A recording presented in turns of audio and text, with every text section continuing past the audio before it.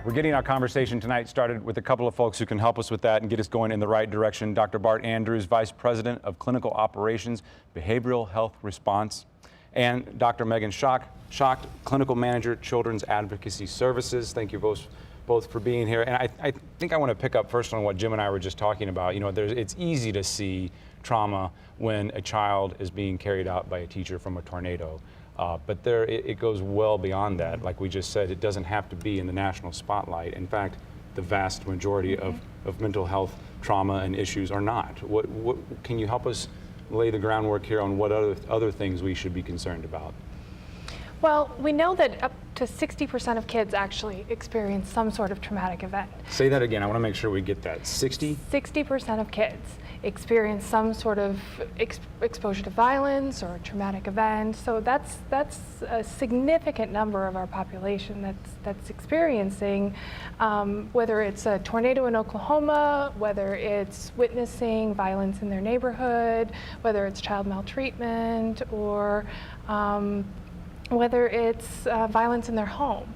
And the other piece that goes along with this is once a child has experienced one incident of violence, their likelihood of experiencing another incident of violence increases significantly. So once they've experienced one incident of violence, there's almost a 70% chance of experiencing another incident of violence. So that puts them at even more risk of not only then having the fallout of the mental health problems that potentially go along with it. 1 in 5 we just saw on the screen could be diagnosed with a mental health problem of some kind.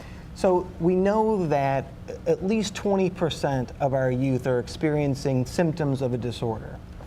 We know that less than a quarter of those are getting diagnosed and treated. So there's a huge gap between the number of folks that are experiencing, our youth that are experiencing a problem, and how many folks are young folks that we're identifying and able to reach out and help. And in terms of the trauma, it's really key when we see this horrific event that's happened in Oklahoma, and the youth and those families are experiencing this shock. That shock is normalized, it's visible. So people know this horrible thing has happened to you, so there's a shared element. So the community is able to support them. There's a community outreaching. But for most of our youth that experience a trauma, it's hidden. Only a few people, or sometimes only that youth, knows about that trauma. So not only are they facing this burden that they're bearing, but they're feeling alone in that. And it isn't normalized. So, because the reactions that we're seeing are really normal reactions. And in a group event, even though it is horrible for them, people can rely on each other and see that this is a normal reaction, what we're going through. But a youth that experiences a trauma, often they're by themselves and they don't know that what they're going through, and that reaction is a really normal reaction to what's happened. Do they react differently than adults, whether it be the highly visible or not? They react in different systems. So they may react in the same way as in experiencing sadness, experiencing anxiety, but because they're in a school environment, because they're within their family, and because they have parents telling them, you got to get up in the morning and you got to go to school. You know, as grown-ups, if you're having a bad day, you may decide to stay home from work and not get out of bed that day. But kids, their parents are dragging them out of bed and taking them to school. So instead what we may see are temper tantrums. And so what we may be interpreting and thinking about their behavior might be different than what we might be thinking about adults. We may be thinking of that as a kind of oppositional and they're badly behaving kids, but really what might be going on the inside is that they're really kind of sad and they have a lot of other emotional underlying symptoms going on there. So it might look different on the outside because of what's going on for them, but kind of the underlying features are often quite similar. Do we need to define mental health before we get going too far tonight? And I think that's really important. It's a good question that you bring up, because we use the term mental health and we're often talking about mental disorders as opposed to mental health.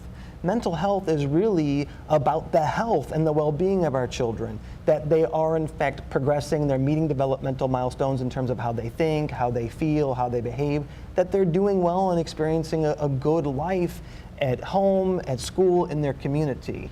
A mental disorder is the exact opposite of that. A mental disorder is when there is a serious deviation in how they're developing in terms of their emotions or their thinking or their behavior, and that deviation meets criteria for some sort of a diagnosis.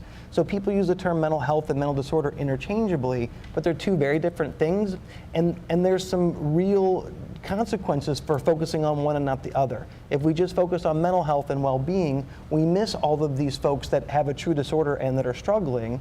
And if we focus too much on the disordered side of the issue, we're not focusing all the preventive things and all the things we can do to enrich our children's lives and make them more resilient, so when things do happen or they experience bumps in the road, that they're able to overcome those. So we've got two sides of that coin.